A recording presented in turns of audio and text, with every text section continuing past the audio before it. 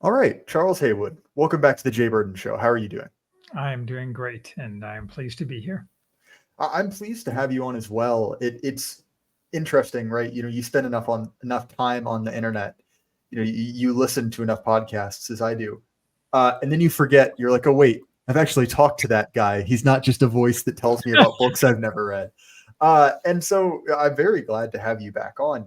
We were talking before we hit record. Initially, this was supposed to be a discussion about natalism, kind of in a small series I'd done with Black Horse and Malcolm Collins. But it's actually a more interesting debate has come up. And I will briefly summarize the debate. It did start on Twitter, but the Twitter part of it is not particularly interesting. And the debate is between sort of a friend and mentor of mine, academic agent Nea Pini, whoever you want to refer to him as, and yourself, Charles. And that is basically, what is the deep state? What is the regime's relationship to Trump? Because AA's position, I'll give my kind of steel man for it, and then I'll let you set out yours, is effectively that Trump and MAGA is being pulled back into the regime. It's being legitimated and neutered, kind of used as a sort of a containment device. You seem to disagree. So would you set forth your position there? Yeah, absolutely. I mean, it's funny, Nima Parvini and I, who I have a great deal of respect for him. I've appeared on his show. I've reviewed his Populist Delusion book, which was excellent, and so on. So it's not like I'm all down on him. He occasionally acts all butthurt because he thinks I'm being mean to him or something. But it's not meant to be mean, certainly. Though frequently I do come across, I think, as mean simply from plain statements. Well, I'll put it this way: we're adults here. We can disagree, right? No, it's an interesting conversation, right? And so and so we've disagreed in the past, for example, on and more substantively on his thesis that the woke is being put away, which is tangentially related to this and is not. Is more complex in its statement, and he has his primary argument there is with Aaron McIntyre. But I'm on the Aaron McIntyre side of that debate. This is tangentially related because it has to do with what the nature of the regime is and how the regime approaches the world. And it's a little bit hard for me to answer that because I think the Steelman case, as you've outlined it, is insane and self-refuting. And so it's really hard for me to say, like, where does one start with that? It's like saying, someone who comes to you and says, history teaches us that the moon is made of green cheese. And, if you don't believe that, then clearly you are just, a coat master or something. So I mean, let me think which angle we should start with. So the idea that Trump and MAGA are being pulled back into the regime misunderstands both the nature of power and the nature of ideology and this regime. Such a thing is quite literally impossible to do. It might be possible in theory to pull Trump back into the regime because Trump is an individual, and an individual is always possible to do things to.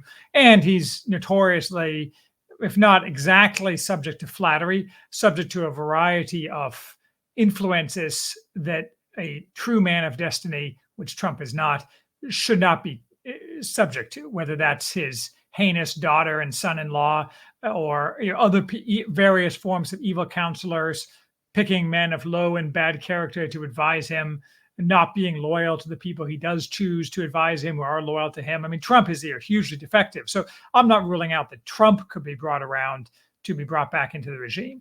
My point is that the regime has no interest whatsoever in bringing Trump, much less his supporters, into the regime, because the regime is fundamentally driven by ideology.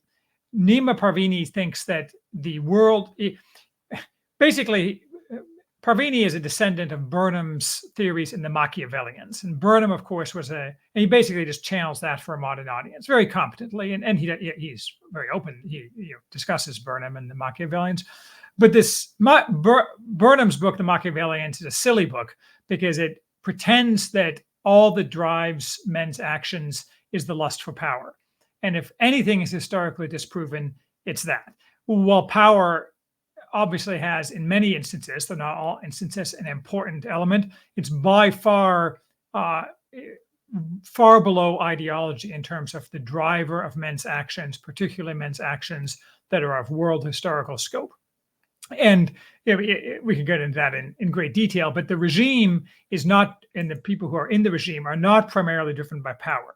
They are primarily driven by ideology, that is, in this case, left ideology, however you want to describe that exactly, and we can go down that rabbit hole as well. So therefore, it's completely a contradiction in terms to say the regime might bring back a group of people who are explicitly opposed to their ideology into the regime. And that's like a matter-antimatter thing, something that's never happened in the history of the world, a left regime embracing and trying to bring back into it some set of people, which would necessarily require them giving up some advances that they have made in their never-ending quest for power and the permanent revolution. No left ideological group ever gives up any power whatsoever under any circumstances. And that could never happen here. I mean, it's just, and there's no evidence for that. I mean, you can say all the evidence seems to be, well, power is all that matters. And therefore, these people are going to come to their senses and realize that the smart play is to try to co-opt Trump. I mean, that is true in a kind of abstract sense, but it's historically illiterate in the sense that an ideological regime can never do such a thing. And this is actually exactly why I wanted to talk about this, not because I'm particularly interested in a Twitter fight. That fundamental question of, what drives politics, right? Is it ideology or is it lust for power? Now, I want to be very deliberate about the terms we're using. So when you say ideology, what are you referring to? I use ideology in the Burnham sense. So James Burnham had an excellent definition of ideology, which I can't quote exactly, but basically it's a set of beliefs that cannot be affected by any outside fact, particularly any outside new fact. That is, you have this set of beliefs, someone who subscribes to an ideology has a set of beliefs, no set of facts can affect his subscription to those beliefs. It's merely worked into his pre-existing set of beliefs. One of the things that I think is fascinating in this is that it does seem as if our elites have lost the capability to behave in a Machiavellian way. I talk a lot about the death of Kissinger, right? Because it's sort of symbolically important. Like, say what you will about Kissinger, I don't burn him in effigy as certain people do. But at the very least, he was a competent individual. Right? Oh, yeah, I have great deal of respect for Kissinger. And then you compare him to his kind of current counterparts, right? Victoria Nuland springs to mind. And, at the risk of being too punitive, she is not competent. I'll leave that as kind of an epic understatement. And, when we talk about this desire to, fold MAGA back in to kind of general American culture, one of the thoughts that I often have is like, even if there's someone who wants to do that, how do you get that done? Because all of your middle managers, right, all of the people who make decisions in the government are very clearly unable to do that. Just kind of they're too triggered, right, to adopt a phrase from, a previous era. And I think you see this in many of the Trump cases where, many of these Trump cases are basically hysterical nonsense, right? It's like, we don't like him. We'll find out something once we get there. And so, well, yeah. No, carry on. No, I think that's exactly right on the competency front. And I've written on this a couple of times. I mean, these people are just terribly incompetent. And there may be a few competent people deep down somewhere, but I don't think that there's I don't think there's a competent group of hidden people who are pulling the strings, certainly. And you can see this kind of in the career of James Carville, who is the Cassandra of the Democratic Party now and of the left more generally. He keeps saying these things that he's looks around him and he's like, I'm a smart guy. I used to have tons of power. And now I'm surrounded by clowns who are leading us over the cliff. And no one listens to him. He's like the last competent guy on the planet among the left. One of the other things that I think is at the root of this disagreement is it does seem as if the British left is successfully pulling sort of a right-wing containment strategy, right? We're seeing, the kind of labor types basically win a massive electoral landslide, which will probably be out before this episode, effectively by just pretending to be conservatives. Yes. And whereas, I mean, to be honest, it just seems like our Democrats are quite literally too stupid or too possessed to do that. I can't say what the distinction is, but I'm certain that the Labor government will not actually do one single thing except extreme left behavior. I mean, there's no chance whatsoever. I mean, I'm not intimately familiar with British politics, certainly, but just as an abstract matter of political rationality, the chances that a left party, to the extent the Labour Party is an actual left party or represents the left interests in Britain, I would assume there's no chance whatsoever they would follow through on those campaign promises. So that would certainly be interesting. But so sort of back to the topic at hand. What is it about the nature of the left that, in your view, makes it unable to undertake that kind of rear guard containment action? I mean, so my definition, the left is that ideology which was birthed in the Enlightenment, the twin pillars of which are the quest for unlimited emancipation and for forced egalitarianism, and all in service of creating a utopia, heaven here on earth. And so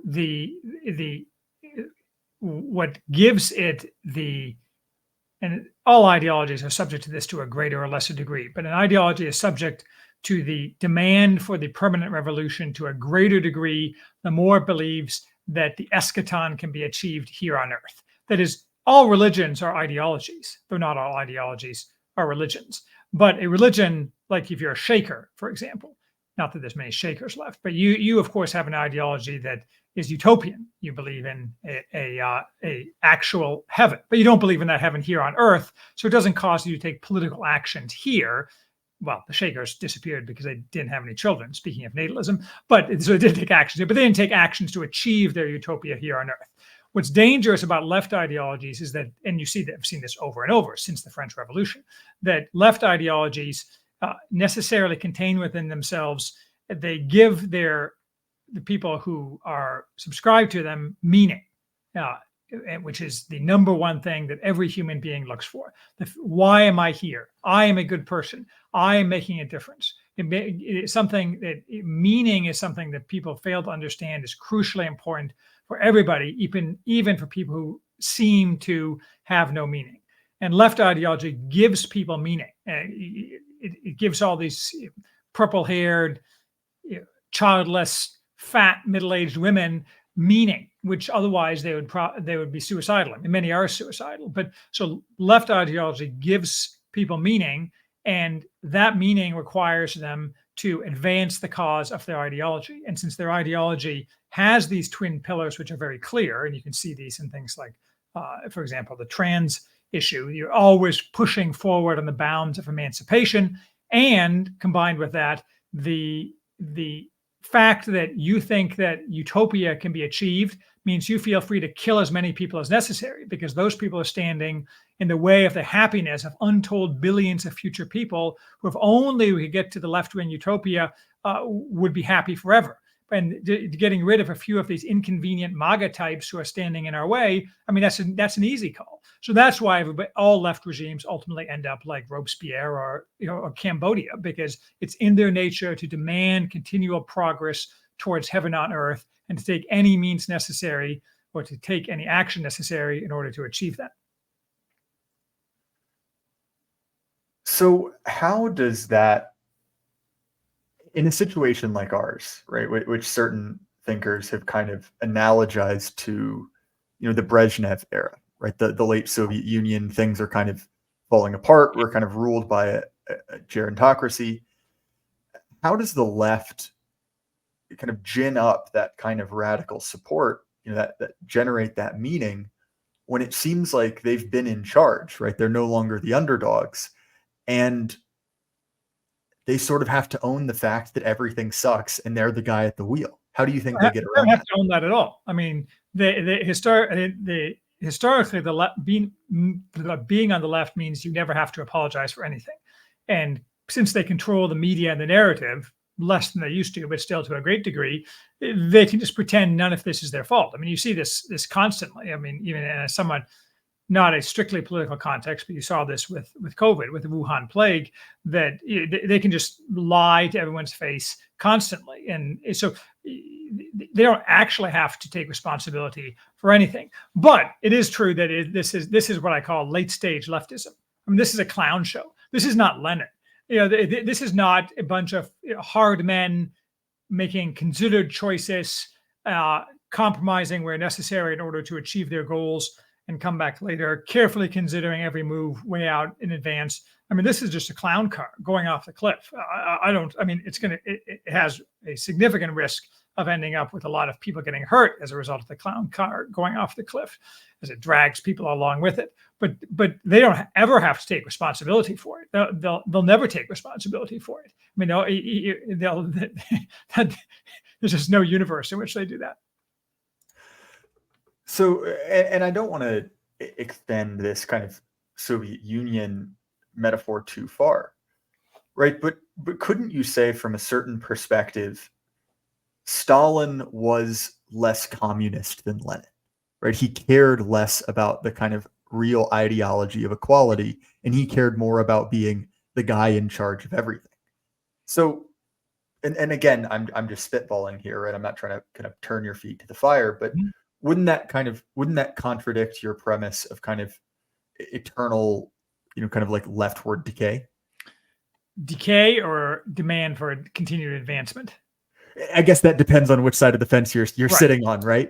I think the premise is false. I mean, I keep meaning to work my way through Stephen Kotkin's 3-volume biography of Stalin, but I think that's generally speaking not the case at all. Stalin was a true blue communist his entire life. I mean, obviously he started off as a young man doing bank robberies for the Bolsheviks and so on. And so, I mean, I think it's just not true that Stalin was less of a communist than Lenin. They may have had slight differences in ideology or focus, and Stalin may have been more practically oriented because he had more power. But I mean, I think in general, the belief in communist ideology was as complete with Stalin as with Lenin. I think it's somewhat of a urban legend, for lack of a better term, that's not true. But you could say that Khrushchev obviously was not necessarily as stringent a believer in at least the original Stalinist, Leninist forms of communism as were his predecessors, though there was a significant degree of simply personal benefit in his triangulation vis-a-vis Stalin. But it's generally, I don't think, disputed that in the last days of the Soviet Union, all the top communist apparatchiks were true believers in communism. And Gorbachev's entire purpose was to save communism. He had no interest whatsoever in liberal democracy or anything like that. So it is true, on the other hand, that the Soviet Union is an example of a clown car that went off the cliff without killing a bunch of people. And Stephen Kotkin, who I keep quoting here, has a book, Armageddon Averted, about that, which is excellent, where he examines the question of why Armageddon was averted when the Soviet clown car went off the cliff. The problem is he doesn't actually answer his own question. He doesn't tell us why it was.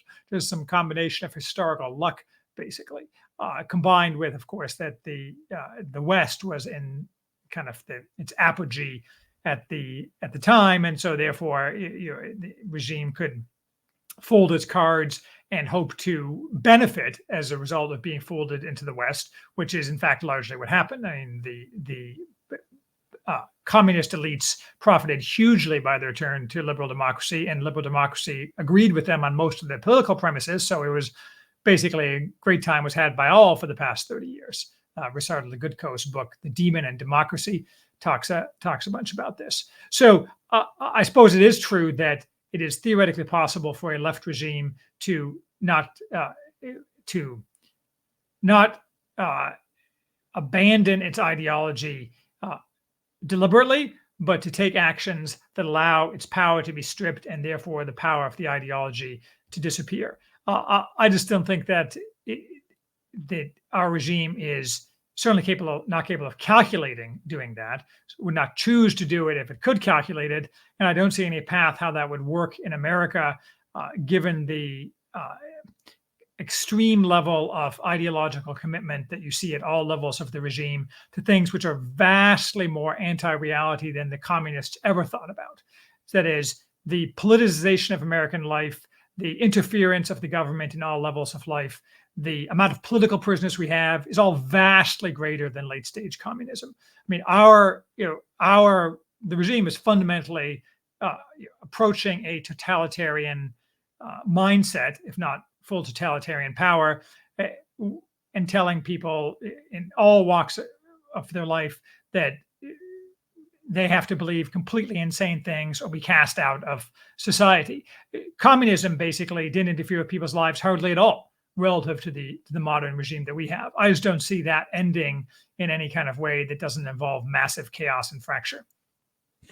So I think that we have gone through your position fairly well. I feel like we've summarized the points of it. And you made a post of predictions, right? And I realized making predictions. I mean, I used to be like I would just cross-link my stuff on Twitter, and now apparently I'm like the hot takes prediction guy. I got to stop this. It's really just unwise. I'll put it this way: I've had one prediction. This is going back like 2 or 3 years, that Michelle Obama would somehow get roped into a vice president or presidential role in 2024. And I'm not saying it's likely, but I'm just saying it looks more likely now than it did a year ago. Yep, it's not. So this is just to say I'm also horrible at making predictions. So don't expect me to hold you to account. My problem is that I have made a bunch of predictions over the past year, all of which have either been correct or not proven wrong. So that's like cruising for a bruising, right? It encourages you to make more predictions so that you can humiliate yourself further when none of them come true. But yeah, you're playing with house money, right? But I want to go through them because I think that it presents an interesting kind of parallel set of predictions, because actually the initial premise is the same. So again, we'll kind of compare these two broad narratives, the one you set forth, and then another one that's kind of popular in our sphere. So again, this is my best understanding of it, which is effectively Donald Trump will win. Donald Trump winning will be a way to kind of shore up the true goals of the American empire, which are not wokery, but is running an international empire. And bringing Trump back into the fold will sort of solve the recruiting problem. Will get kind of Red America back on side and ready to support some sort of geopolitical war. So that's what will happen. Now you have an alternate series of predictions, and obviously we've talked about some of the kind of the core reasoning already. But I want to hear you walk through each part of this, and I realize we're going to have to slightly self-censor because this goes up on YouTube, and saying certain things about certain elections, and I believe in every election, will result in this being taken down. But you can understand what I mean there, of course. So number one, Trump wins. Regime tools to fortify the election, as they did in 2020, have all but reached the point of diminishing or negative returns. So I'm curious, can you explain that? Yeah, I mean, there's a couple of major tools that the regime uses with respect to election fortification. I mean, the number one by far is the ability to set and control and advance the narrative. And the fact is that America is a low trust country, and that's the fault of the regime and the left in general. But the silver lining is that a significant fraction of that lack of trust means that people trust the government and the media and the experts less and less, and even relative to a couple of years ago. So therefore, no matter how hard they try to set the narrative, people, not everybody, but many people, are no longer buying it. And more people are no longer buying it every day. I mean, part of that, you see this, for example, with this recent Biden thing. Yes, there's many people who will pivot immediately back to saying Biden is compos mentis and the greatest president ever if the media tells them to. But a significant number of people have kind of seen the light, for lack of a better term. And the kind of less direct narrative setting through, as you say, control, like YouTube has control of the narrative. That stuff has been eroded significantly by Musk turning X into a neutral platform. Not that everybody's on X, but that gives you a central kind of clearinghouse for counter narratives to be generated and spread through other means as well. It doesn't mean they've lost all control of the narrative, but significant loss of control. And I think one of the most interesting long-running themes, and when I mean long-running, I mean maybe the past 5 years, has been the slow disillusion of the force field around the Biden family. Right? You no doubt remember when multiple newspapers were thrown off of social media for insinuating that Hunter Biden may have committed a crime at some point in his life.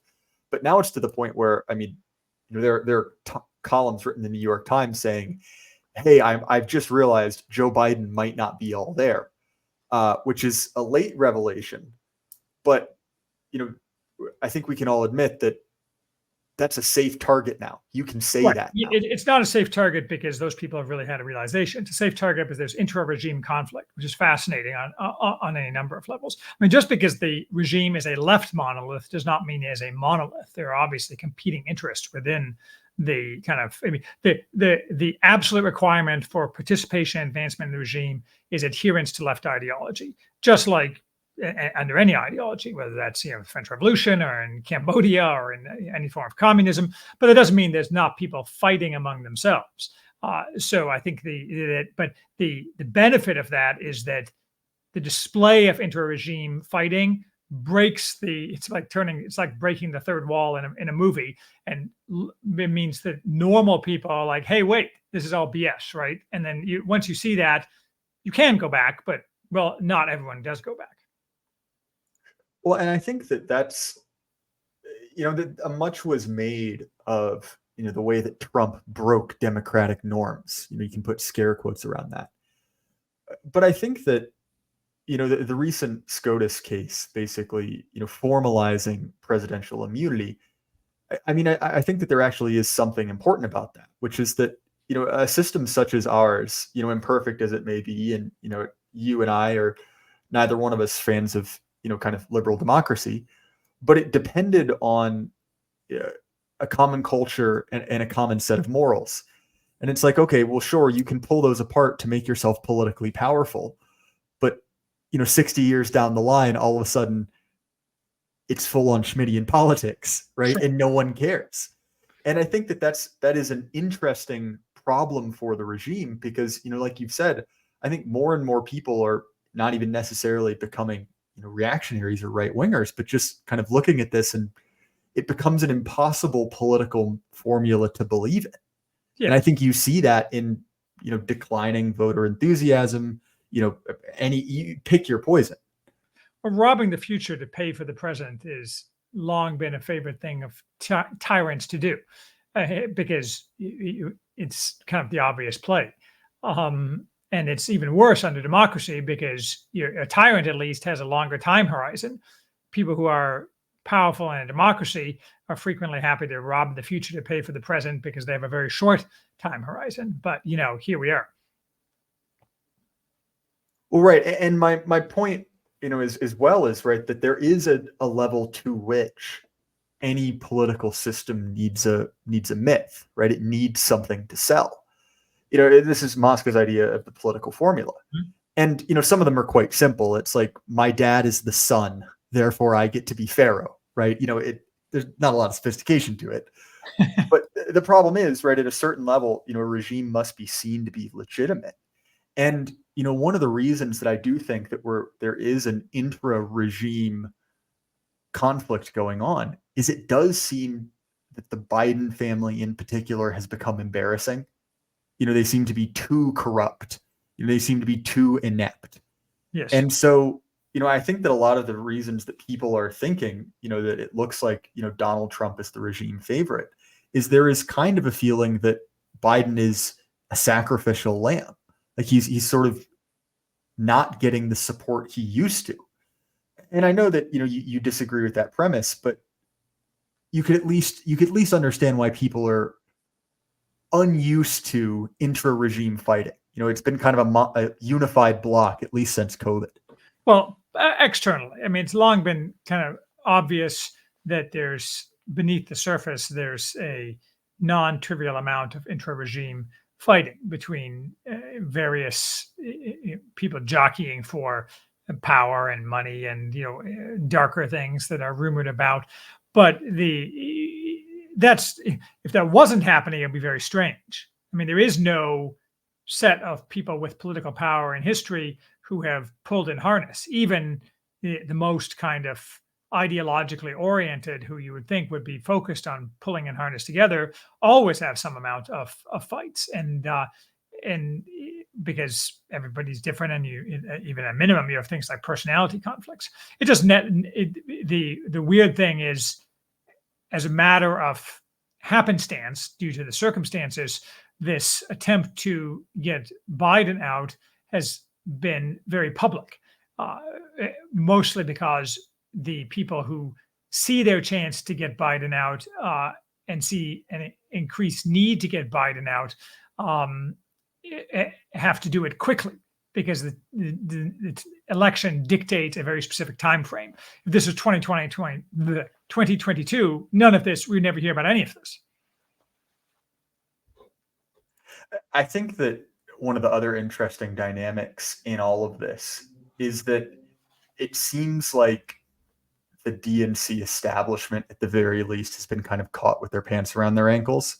They were sort of expecting that they could kind of have Biden bumble his way through at least a couple public appearances without, it becoming undeniable. It seems to have become undeniable that man is, his brain is leaking out of his ears. Yes. Now that kind of, at least from my perspective, I think that kind of changes the calculus, just because I don't think that was the plan, right? You can put scare quotes about that. But anyway, going back to your kind of series of predictions, and I want to talk about this because this is something that has been noticeably missing in this election cycle compared to the last two. So part two of your prediction is, in November, a massive, pre-planned, lavishly funded, and highly organized violence by the left using Antifa, paramilitaries, but only in left-controlled areas. They're put down harshly anytime they try it elsewhere. No effect on Trump.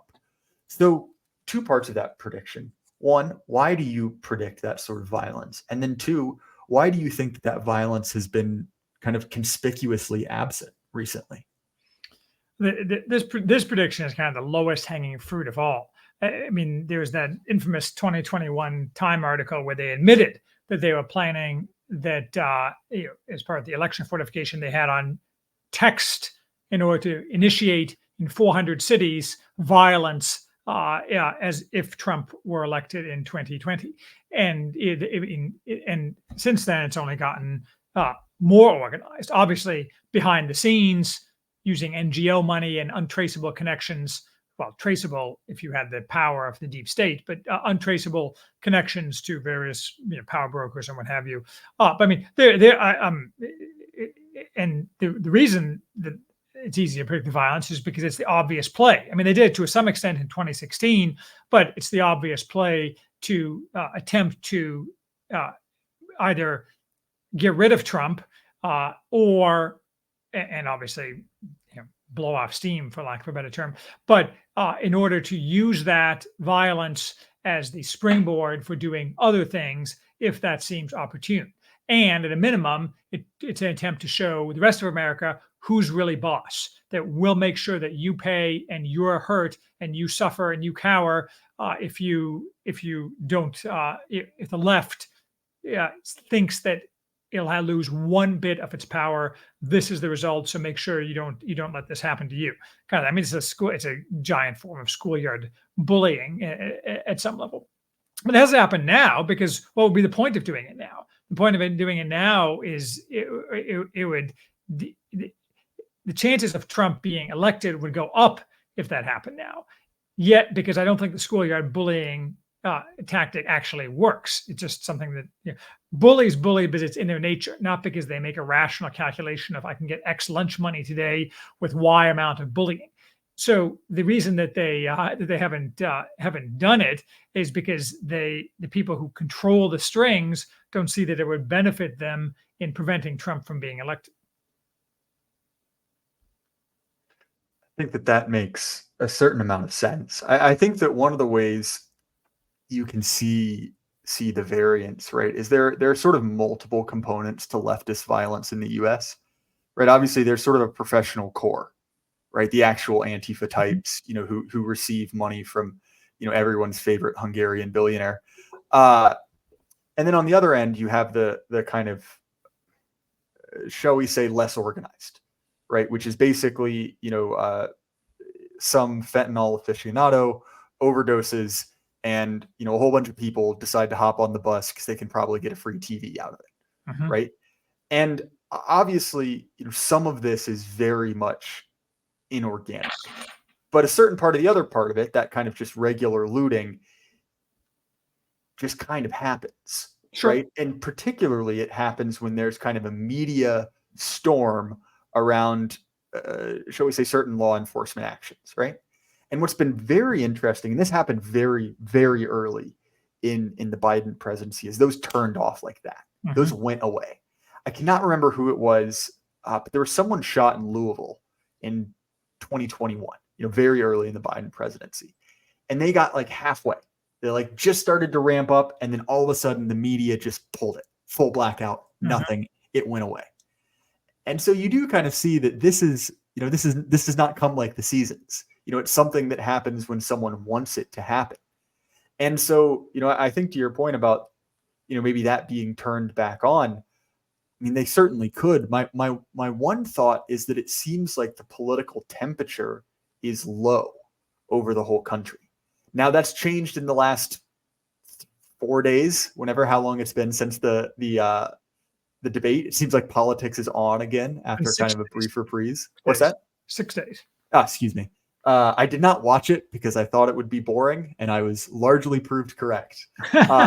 Anyway, so in the 6 days since the debate, now I do wonder if they'll be able to do that with so little run up, because 2020, the big summer of love, was a huge pressure cooker before that. So do you think they'll be able to pull it off with, just a few months of notice? Oh, I mean, but the plan's already laid. I mean, there's no notice to be had. I mean, all these people have infinite resources and explicit plans among themselves to activate this violence the instant Trump is declared the victor. I mean, there's no plans to be laid. It's all ready to go. It's a question of whether they send out those text messages like they said they were ready to do in 2020. And in 2016, there was significant violence when Trump was elected, and there was lots of protests, and then there was obviously very significant violence when he was inaugurated. But that wasn't, I don't think, pre-planned, because of the lack of expectation that Trump would win, and I don't think that really anybody among these groups of people was thinking about what to do about that. They've had plenty of time to think about it, and they're ready to go. I mean, this will be instantaneous, like within like half an hour of Trump being declared the victor. So your last one, I think, is the most bombastic, which is you predict a full-on coup. And so I'm curious, that's genuinely a take that I've not heard before. What led you to that conclusion, and why do you think it's a logical one? I mean, this is an existential conflict for the regime, and it's an existential conflict because, and the reason that back to the second one, the reason that they exercise violence is in part because they want to achieve mechanical effects, for example, Trump not being president. But fundamentally, everywhere and always, historically speaking, when the left feels that the gains they've already made have any chance of being rolled back, they always immediately resort to violence. This is the story in large part of the Spanish Civil War. It's a story of my favorite example, the 1918 Finnish Civil War. But you see this throughout modern history, that the left will always resort to violence, because it's in the nature of the left that no backsliding can be permitted, and any backsliding is an excuse for violence. So to answer the question on why we will likely see a coup, I don't think this widespread rioting type violence against Trump after his election will have any effect whatsoever on Trump or his march to inauguration. And my premise, and I think this is probably most debatable part of the premise. My premise is that by far the greatest driver of regime action is left ideology, and it is not some group of apolitical, non-ideological Machiavellians trying to maximize their personal gain. And this is true, most importantly, in the upper ranks of the military and in the intelligence agencies, the hydras that are worked all through America. That is, the decisions of these entities are made primarily in order to advance left ideology. Most notably, as you touched on earlier, in running a global empire, but a left global empire. A global empire is totally inadequate unless perverts are celebrated in every country, and the national identity is erased in every country by importing aliens in order to destroy the nation. I mean, these are basic left ideological demands that the regime tries to enforce across the entire globe. And the I think legitimate fear of these people is that Trump will end all this permanently, both by, as I said, defenestrating, that is, throwing these people out. Trump has basically carte blanche as commander-in-chief to wipe these people out of their offices. That is, to just set them out on the sidewalk. I mean, he can walk in and say, I hereby declare the CIA is shut. This guy is now in charge. You are all fired. And then I'll bring in new people. And he can clean out any ranks of the military that he wants. And at the same time, so they're afraid of that. And they're also afraid of a lesser version of that, which is him pulling the plug on the Russia-Ukraine war, the war that we started against the Russians using Ukrainians as our proxy in order to advance global homo, in order to advance left demands against the only major example in the world of a regime successfully resisting global homo, that is to say, resisting left demands. So pulling the plug on the Russia-Ukraine war is fatal to the regime goal of global left hegemony, because once you go back, everything unrolls like an onion, and pretty soon it's like, as you say, late stage communism. Once you start letting go, everything falls apart very rapidly. So they cannot take the chance that Trump will do either of those things or both of those things. So therefore, I mean, it's very easy to have a coup. I mean, read Edward Luttwak's book, which I referred to in my tweet on coup d'etat, a practical handbook. And I mean, having a coup is simply an attempt to use military means to achieve political ends and to seize the key centers of government. It'd be very easy for them to mount a coup. You get loyal military forces. You get the intelligence agencies. You say, we need to defend and protect democracy, and we need to stop this violence that Donald Trump has encouraged all across the country. And so we're going to now have we're going to put a temporary pause on the inauguration while we restore order and protect democracy. And these five guys will now be making decisions, and no, they will not be taking any questions. I mean, the classic modern example of this is the Gorbachev coup of 1991, where the other elements in the Soviet government tried to run a coup against Gorbachev. They were just totally incompetent about it. I mean, they literally appeared on television drunk, but they managed to seize Gorbachev and stick him in a dacha down I think in Crimea, actually. So running a coup is the easiest thing in the world if you are the intelligence and military services. They have plenty of reason to do it. Running a successful coup is harder. So, but the inception of a coup is actually pretty easy to do if you have the will.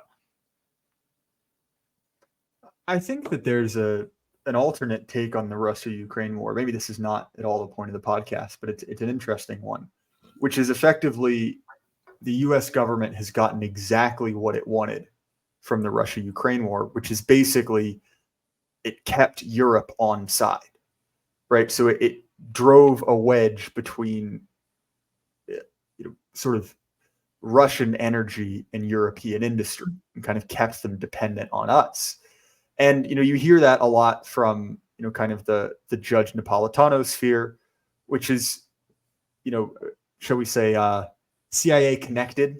I don't even know if that's a slur. I think that's just literally true in his case, right? And kind of more, realist spheres. You see this from Mearsheimer, for example. And so I don't know if I see that as ideological. I think that that's a problem solving, kind of activity for them. Now, don't get me wrong. There are certain functionaries who seem to believe in it as this sort of, triumph of, capital D democracy, so that, and certainly the actions of the Zelensky regime panders to Twitter leftists, right? Making gay marriage legal and, putting together sizzle reels of, women fighting, conveniently editing out the part where they got demolished by Russian artillery, of course, but, nonetheless, but do you see there being sort of a disconnect between what is fed to the functionaries, or do you think that is just one belief system kind of running through the entire elite? Well, as I say, I mean, the most contentious part, or perhaps most arguable part of my chain of reasoning, is whether or not the regime is wholly driven by left ideology.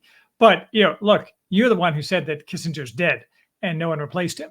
In order to execute a plan like that would require a group of Kissingers unaffected by ideology. There's just very little evidence the United States in any area is capable of executing any strategy. For example, take something that's not as directly political, the attempt to make the United States independent in chip making and to harm the Chinese by preventing them from accessing necessary equipment for making chips.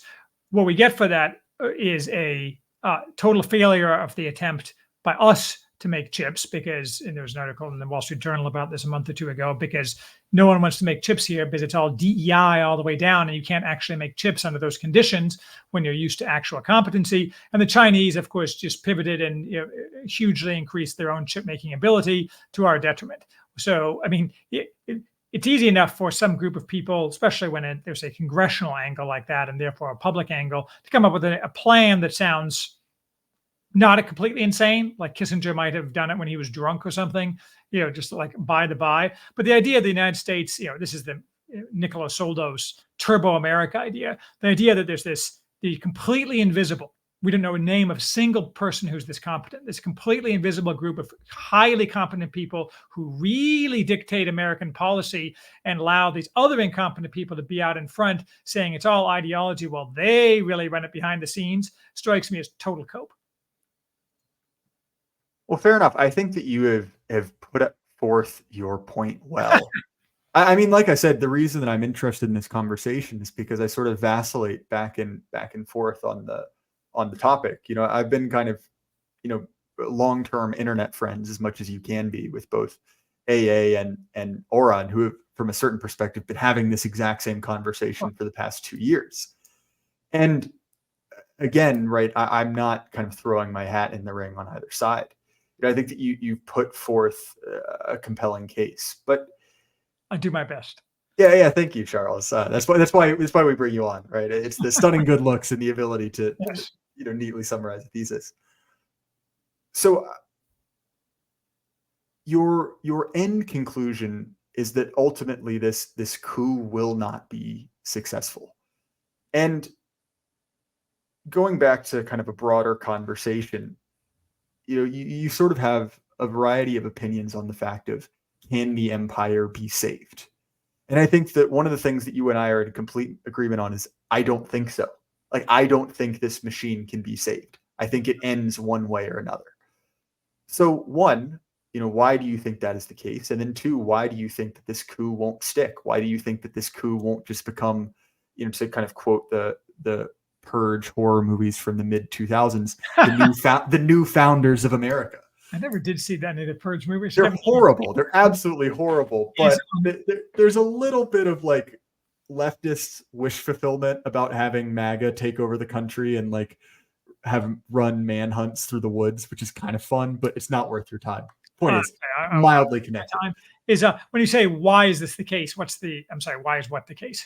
So why is it, why couldn't this purge, damn it, why couldn't this coup work, right? Why couldn't there be a coup of intelligence officers and maybe a generalissimo or something we could throw it in there who could take over the country and put everything back to normal? Right. Well, the short answer is, it's hard to say, but first of all, don't forget, my premise is these people are incompetent. And so even these people who are kind of shadowy, somewhat more competent people are not all that competent. I mean, the best example is this Milley guy, who's, I don't know if he's still chairman of the Joint Chiefs of Staff. I mean, just obviously on his face incompetent. And that doesn't even get into the DEI hires who are rife throughout the upper ranks of both the military and the intelligence agencies. So you have a kind of sand in the gears problem just from the get-go. But I think so you just have sheer incompetence. You also have likely one of the classic problems with coups, which is too many chiefs, not enough Indians. So in order to execute a coup of this type in the country the size of the United States, and Lutwak talks a bunch about this in his book, which is a fascinating book. I think it's from the 60s or 70s. It's not at all a recent book. But back before when the idea of a coup in America, he's talking about like banana republics. He's not, the idea of America never enters his mind or his book. But the too many chiefs and not of Indians problem is a classic problem. And so, for example, it'd be pretty easy for these people to take over Washington, D.C., where everyone agrees with them and they probably have military forces close and they can control everything. But taking over Washington, D.C., especially if you can't actually grab Trump, is a total waste of time. I mean, so what? Controlling Washington, D.C. doesn't get you anything. When it gets you the EPA, that's not the levers of power. The levers of power in America are vastly more far-flung. And so you'd have to control a very large area with troops that you just don't have, and troops that are moreover likely below the upper echelons, again to the mid low ends, completely unreliable and likely to simply not obey any of these things or to take more dramatic action as a result.